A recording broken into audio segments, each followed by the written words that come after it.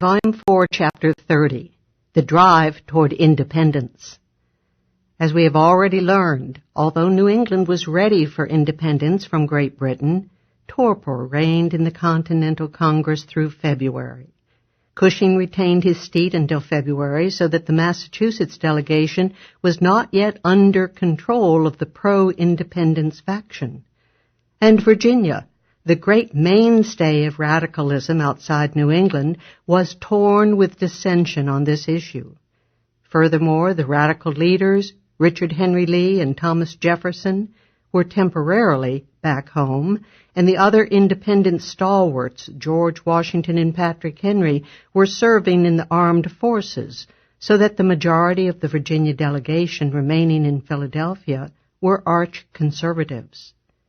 In late February 1776, opinion in the Continental Congress shifted sharply leftward toward independence.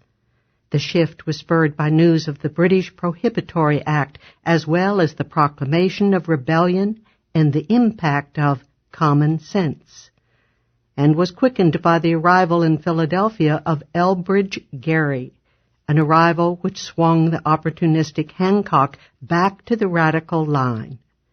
Furthermore, Lee returned to his seat at Philadelphia to lead the Virginia radicals, and the conservative Virginia oligarch Benjamin Harrison shifted into the radicals' camp, thus giving them the vital majority of their delegation. The Continental Congress then had a probable majority for independence, a majority intensified by the good news of the British evacuation of Boston. On March 20, Congress urged Canada to set up a new government and join the United Colonies, and, significantly, there was no mention of eventual reconciliation. This was a move hinting strongly of independence. The hint became stronger still in the Great April decisions, including winning French aid and throwing open American ports to all countries, all of which did everything up to the brink of a declaration of independence itself. Beyond this, Congress could not go, for it could not bind the separate colonies to independence. Indeed, some of the provincial delegations were instructed against independence by their constituencies. The final push for independence had first to be taken by the separate colonies themselves. After New England, the next region where independence came to the fore was the South. Paradoxically, the first virtual authorization came from Georgia, once the most laggard of all the colonies. Reacting to Lexington and Concord against its former indifference, Georgia had established a revolutionary provincial Congress and a subordinate Council of Safety. Urged by the Continental Congress in November to step up military resistance to royal arms, the merchants and artisans of Savannah led the Georgia rebels to establish more formal government by the end of January 1776. The government fulfilled the crucial radical requirements: a unicameral elected legislature to which the Executive Council of Safety, the courts, and the militia were strictly subordinate, and the legislature was selected by universal taxpayer suffrage. The president of the Council of Safety, in turn, was strictly subordinate to the council and could not act without its consent.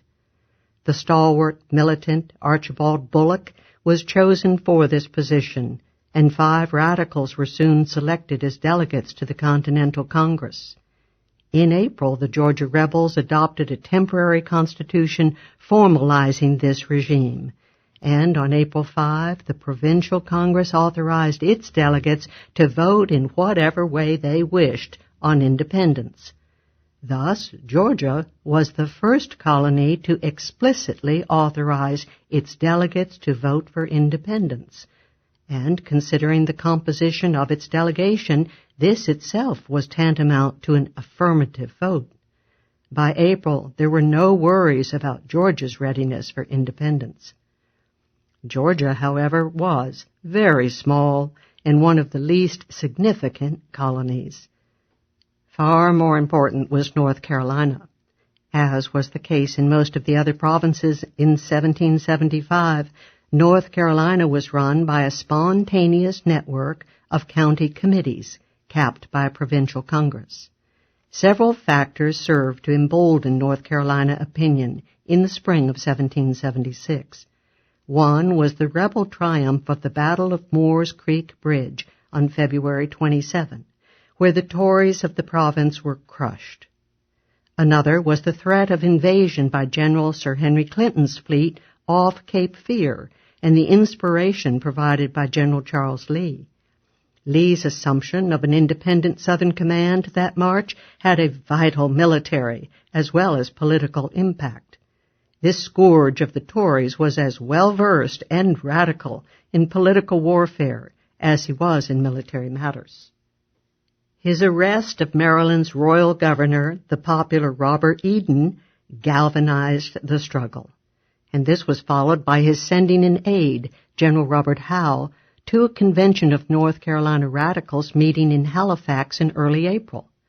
Chaired by the ordinarily cautious and conservative Samuel Johnston, the political leader of the colony, and influenced by General Howe, the convention took a noteworthy and climactic step, sending positive instructions on April 12 to its congressional delegation to vote for independence and for any necessary foreign alliances. Here was the first frank instruction for independence in America, albeit the instruction was to concur in independence rather than take the initiative. Lee warmly congratulated North Carolina on this promising step. While the North Carolina instruction for independence passed without difficulty, the April Convention for writing a constitution rent the province in bitter ideological conflict. The first local resolution for independence had been made as early as May 31, 1775, in Mecklenburg County, in the far western frontier of North Carolina. The Mecklenburg Resolution had declared all British laws and commissions, as well as the royal government of the province, to be null and void, and coupled this early call for independence with the establishment of a county-wide court as the local government elected by universal manhood suffrage. The following August, Mecklenburg County spelled out its comprehensive domestic radicalism in its instructions to its representatives at the Provincial Congress. They called for suffrage by all free men, the abolition of property qualifications for members of the Assembly, and the correction of apportionment in the Assembly in accordance with population. Plural office holding was to be prohibited, and local officials elected by the people, and there was to be no oligarchical veto over the decisions of the elected legislature. True to its democratic liberal position, the county urged disestablishment of the Anglican Church, but they were able to go only so far in their libertarianism, and pagan or papal religions were decried as false and could not be tolerated in the province. At the Constitutional Convention in April 1776, the pro-independence forces split sharply on the issue of domestic democracy versus conservatism. A furious struggle ensued over bicameralism, popular election of local judges, and suffrage restrictions, with Samuel Johnston, his brother-in-law James Iredell, and William Hooper leading the conservative forces. A deadlock between the two factions forced postponement of the attempt to write a constitution for North Carolina. The road to independence was not nearly so smooth in the neighboring colony of South Carolina. Throughout 1775, this province had a formidable block of conservatives deeply opposed to any hint of independence. Even the Provincial Council of Safety, dominated by conservatives, rejected the plea of the radicals to fortify Charleston Harbor against the expected British attack that finally came in June 1776. In early November, the Continental Congress suggested that South Carolina establish a new government for the duration of the conflict, a suggestion that it had also made to New Hampshire. At the February meeting of the South Carolina Provincial Congress, the conservatives and radicals battled furiously. The right wing, led by the influential planter Rollins Lowndes, even objected to any new government as a possible step toward independence. Battling for a formal government for that very reason were William Henry Drayton and the great veteran radical leader Christopher Gadsden, who characteristically called for independence publicly. The new government was finally adopted at the end of March, spurred by news of the hard-line British proclamation of rebellion and the Prohibitory Act. Even then, the South Carolinians took pains to dissociate this step from independence, and the irrepressible Gadsden was rebuked by the bulk of the Provincial Congress when he read passages from Common Sense to the assemblage.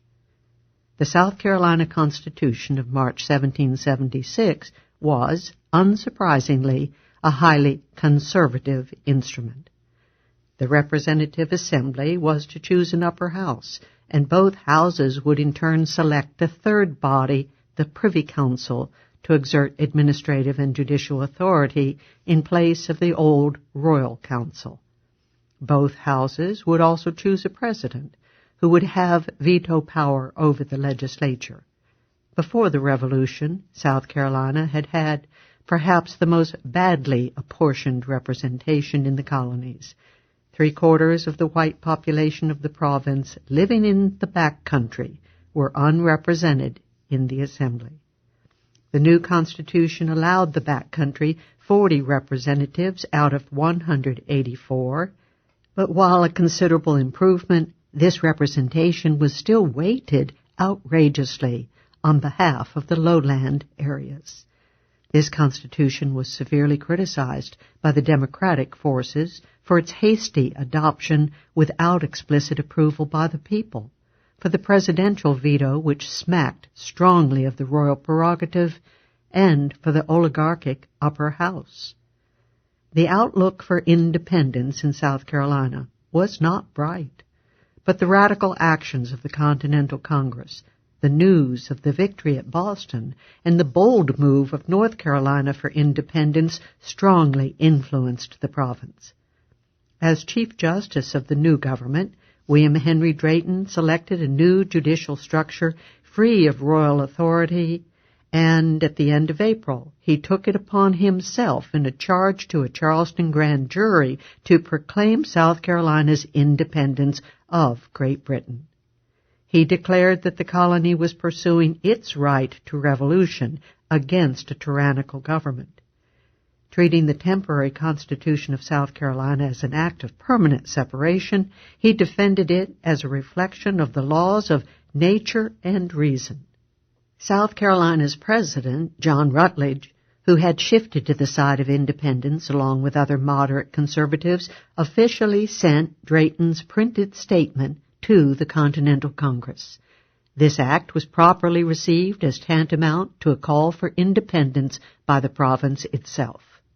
The Southern accession to the cause of independence meant little, of course, without the adherence of Virginia, the preeminent province of the South. This province, despite its leadership in the resistance movement to Great Britain, would not be an easy mark.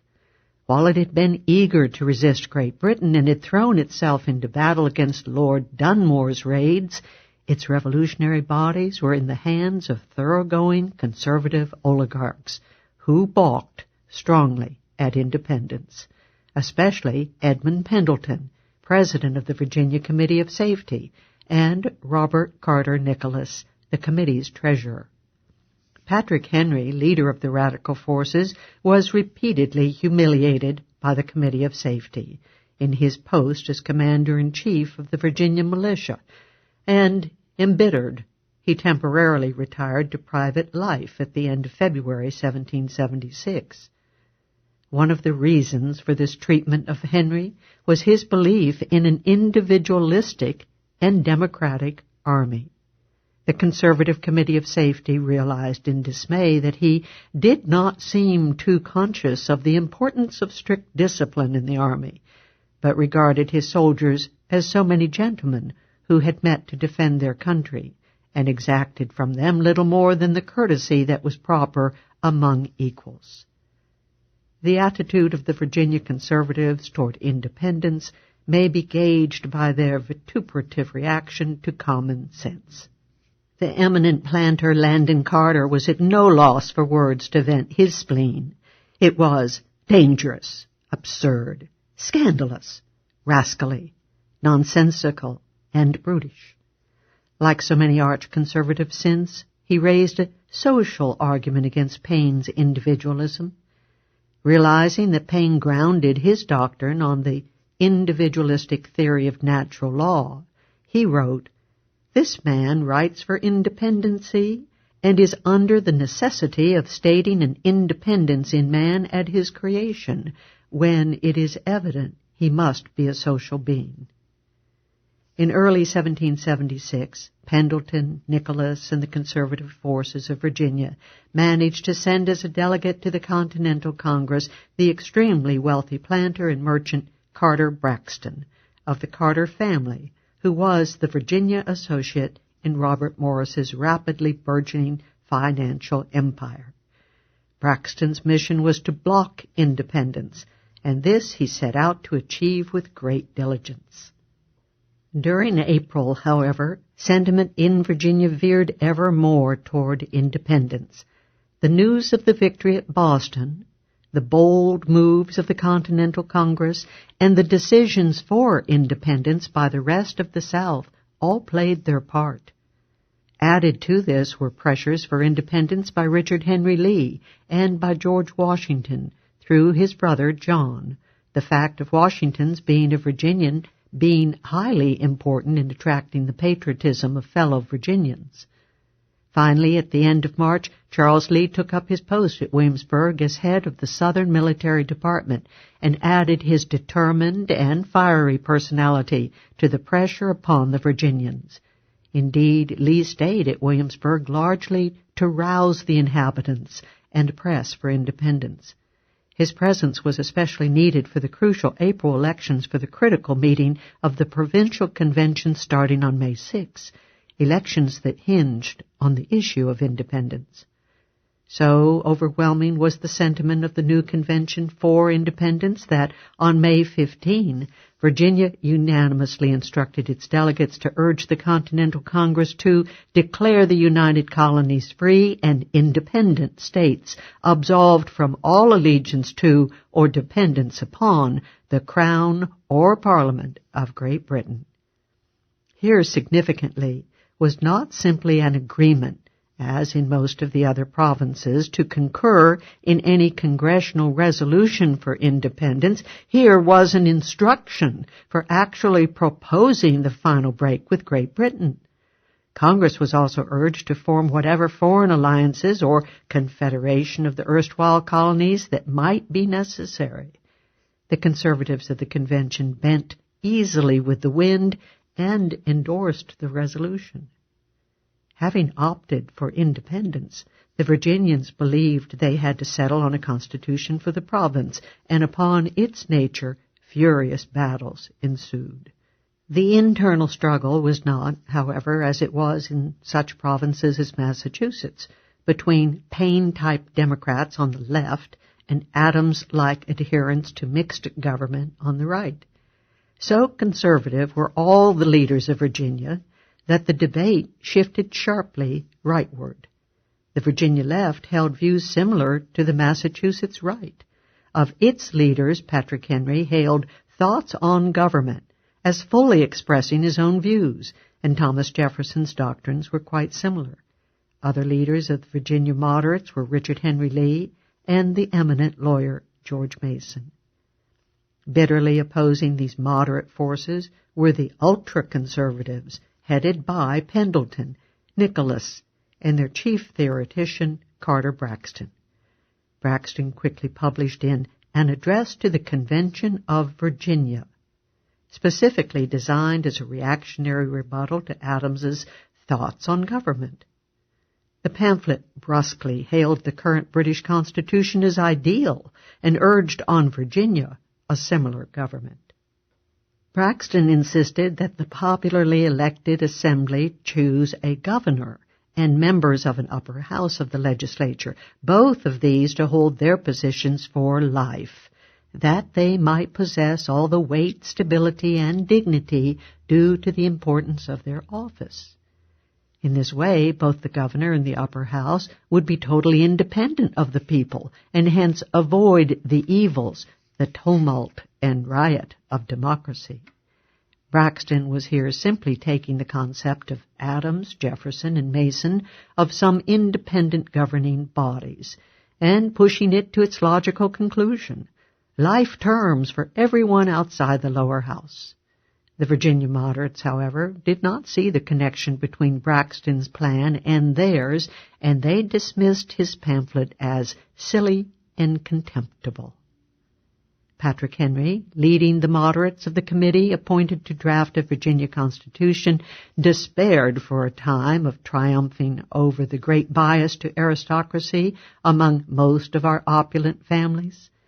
When he poured out his worries to his friend John Adams, Adams answered with an eloquent and thundering denunciation of Virginia's ultra-conservative and highly aristocratic nabobs. The Dons, the Bashaws, the Grandees, the Patricians, the Sachems, the Nabobs, curse, but all in vain. The decree is gone forth, and it cannot be recalled that a more equal liberty than has prevailed in other parts of the earth must be established in America. That exuberance of pride which has produced an insolent domination in a very few opulent, monopolizing families will be brought down nearer to the confines of reason and moderation. Dominating the committee drafting the Virginia Constitution was Henry's right-hand man in leading the Virginia moderates, George Mason. Mason, who had drafted the Fairfax Resolves, put through the Fairfax County meeting by Washington, had played an important role in leading the revolutionary forces in Virginia.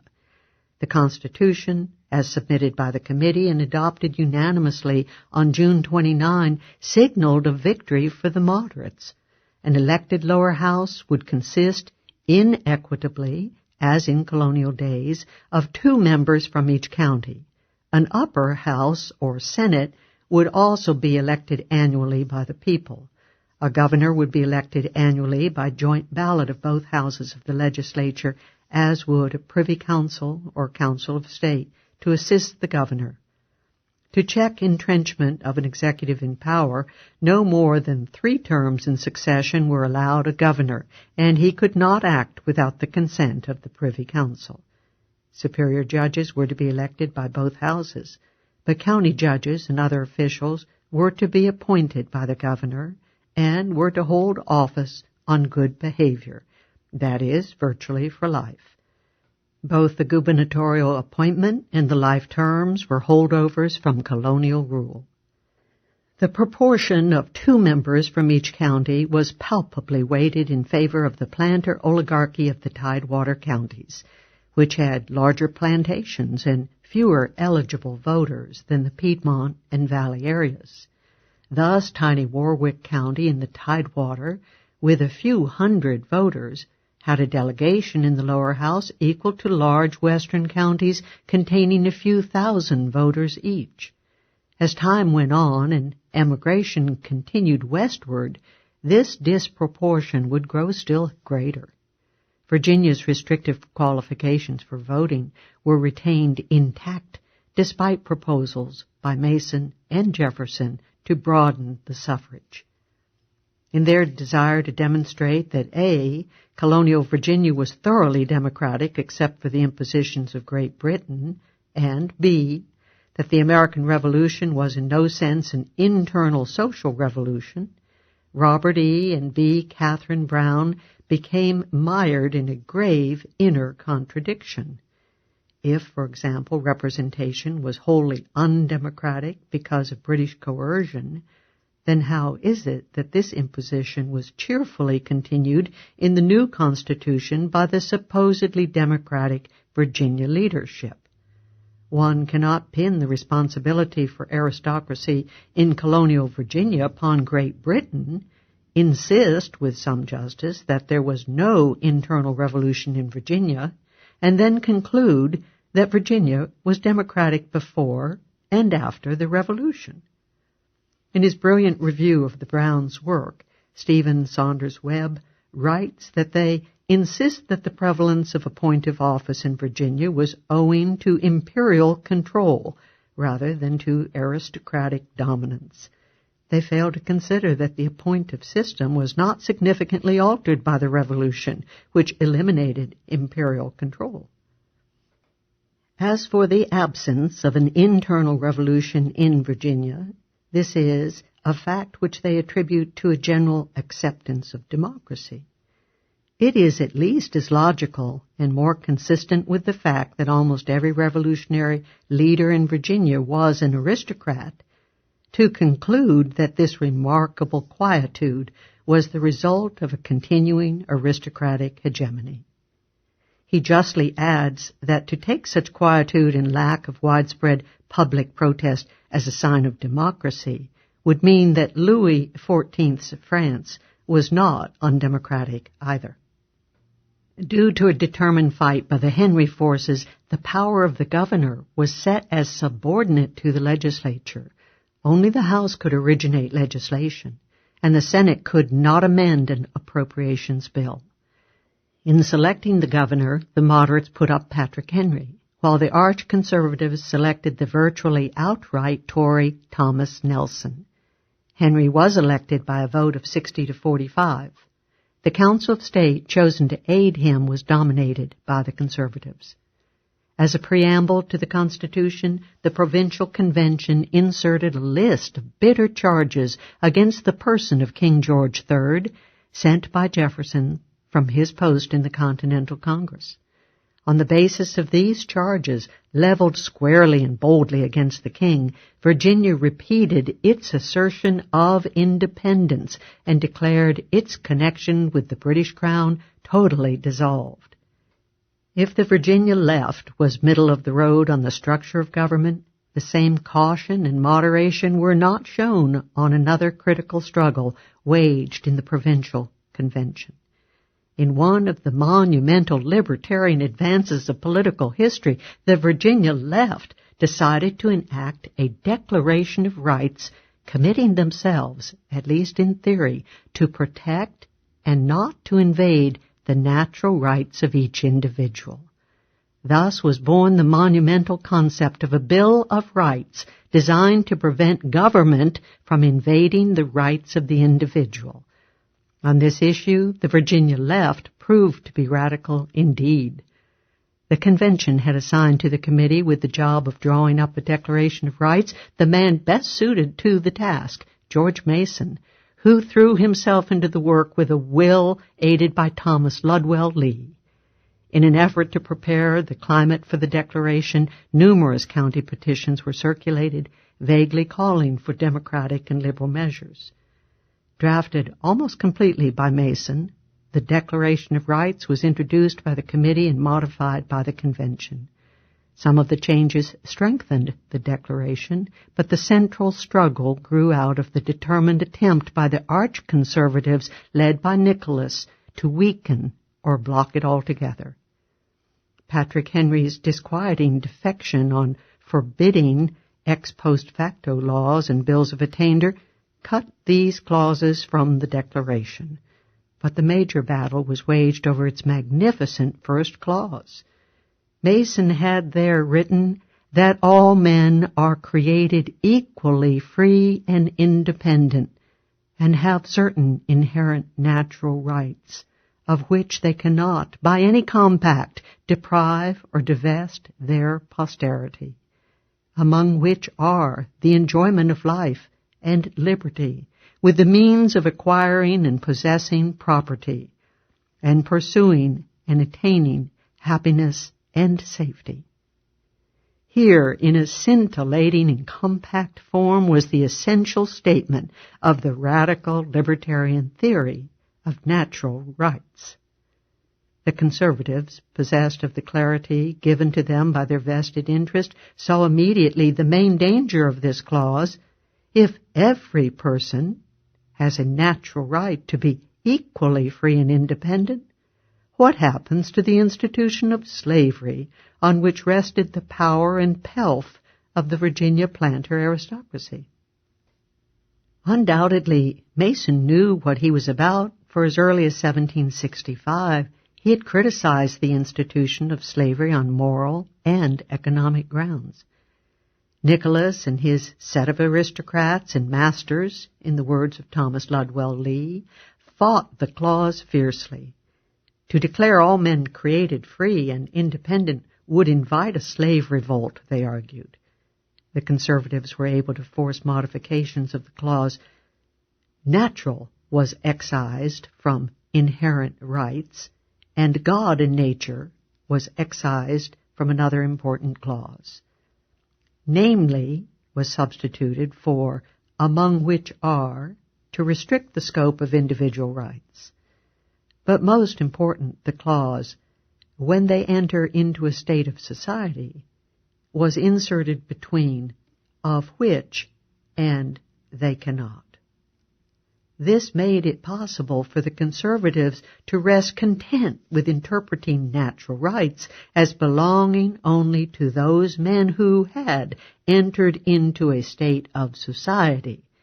Clearly, the slaves had never been given a chance to make this entrance.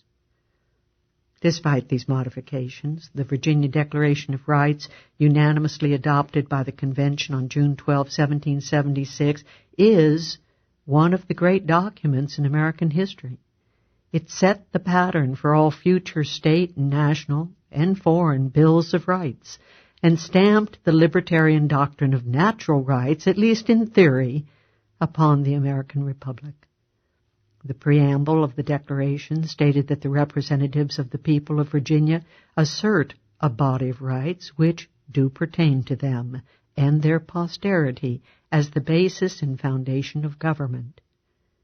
Following the first clause, the Declaration included democracy, that all power is, originally by God and nature, vested in and consequently derived from the people, that magistrates are their trustees and servants, and at all times answerable to them.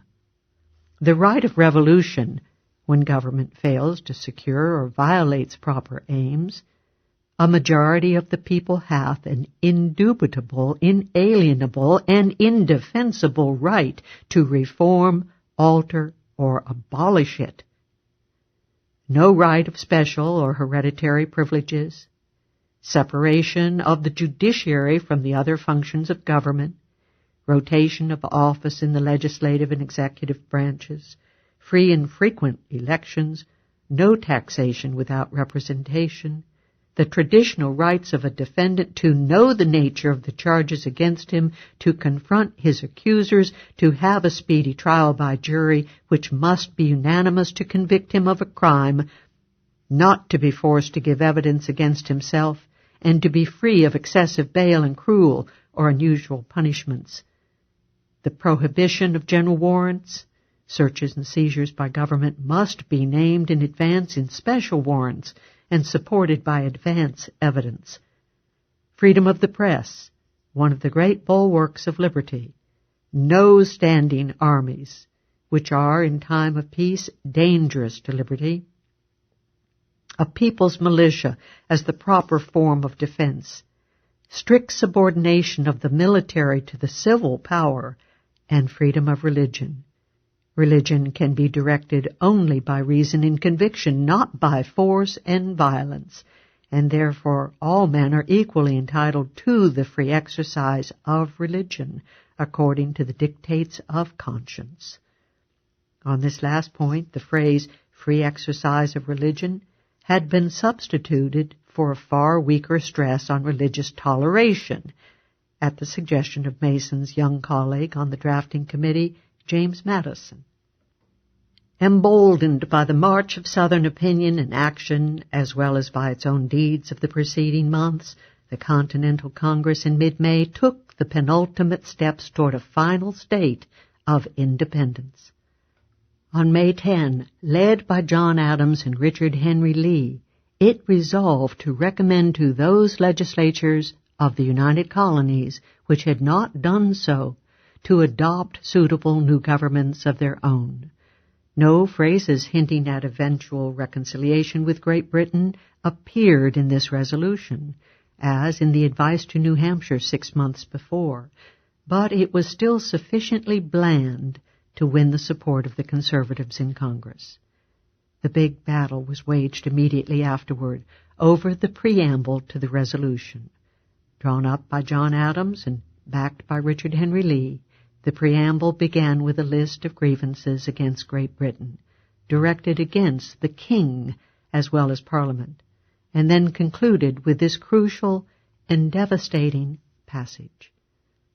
It appears absolutely irreconcilable to reason and good conscience now to take the oath necessary for the support of any government under the crown of Great Britain, and it is necessary that the exercise of every kind of authority under the said crown should be totally suppressed, and all the powers of government exerted under the authority of the people of the colonies.